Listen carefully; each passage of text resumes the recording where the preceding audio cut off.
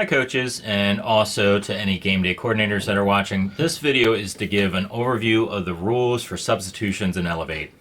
We'll talk about preparation before the game, what you need to turn into the scorers table, and then managing in-game substitutions and our suggested approaches. The rotation system. Now, I have a Excel spreadsheet that does this, and I'll show you this on the screen in a moment.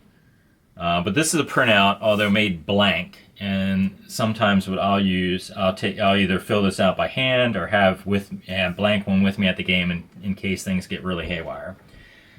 Now the way that this system works is it automatically, from the rankings before, and in fact let me show you both of these. So Ryan was 1, Zachary 3, Troy 5, so you see it's alternating. 1, 3, 5, 7, 9. Lucas 2, 4, 6, 8, 10. So naturally, it staggers the people in my list. We won't worry about this down here right now.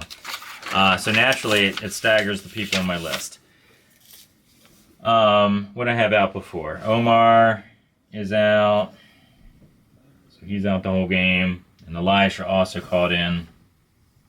Alright, I've got 2 players that aren't here.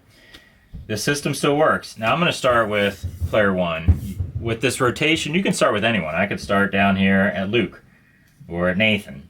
And in fact, week to week, you're encouraged to start with a different player, and basically where you end the rotation, you just continue that rotation next week again. So week to week, it's different players getting the extra period. But for right now, let me show 1, 2, 3, 4. That player's out. 5. All right, there's my starting 5. Who's in the second period? 1, and I just continue on down. 1, 2, 3, 4, 5. So now I know, second period, Ethan, Nathan, and Skylor will definitely be in. They were on the bench the first period. And my 2 players that stay in are Ryan and Zachary. Okay.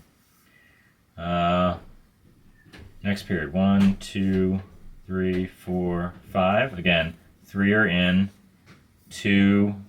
This time Ethan and Nathan stay in. The other 3 that were on the bench are in. 1, 2, 3, 4, 5. So again, I just continue the rotation. 3 that were out. These 2 now. This time Troy and Jonathan, again, 2 different people who haven't had the extra period yet, now have that here. I skipped this one because he's out. 1, 2, out of here. 3, 4, 5.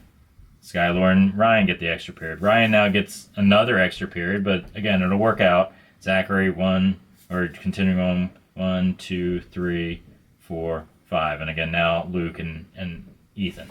So if you look at this, again, our 2 tenants are good to go.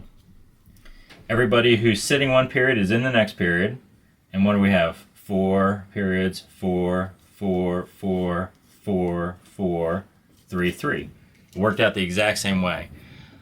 So the reason I like to have this in mind is because if something happens in the game, and I like to have a blank one with me, but let's say we finish the third period and Troy gets injured. Uh-oh.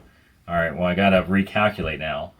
But I can kind of do that on the fly. So I know here, this is where I ended the third period. 1, 2, 3. All right, he's out now. 1, 2, 3. 4 is already in. Now I have this 5. Now, unfortunately, I have to recalculate these other periods, but all right, 1, 2, 3, 4, 5. And the reason I'm erasing some of these other ones is because see where it overlapped? I want to start, this is 5 of this period, now I want to start in the next one. 1, 2, 3, 4, 5. Now I'm starting over here. 1, 2, 3, 4, 5.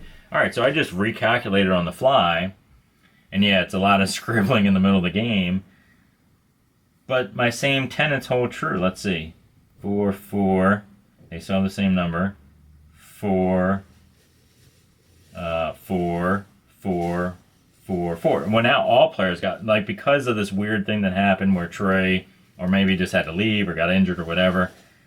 Okay, well, now my 2, before Nathan and Skylar had 3, everyone else had 4. Well, now they picked up the extra periods, and now they both have 4. So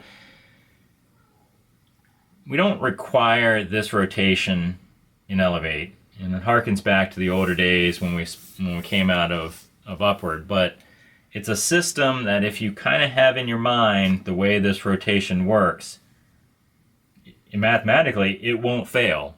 It'll have a mix of players in. Now again, I'm not really necessarily picking size and ball handling or whatever, but I have every period I've got a mix of skill sets in. No one sat twice, and no one's played more than one extra period than anyone else. In this case here, it actually is everyone has exactly even. And in the next game, I can just pick up the rotation and keep it going.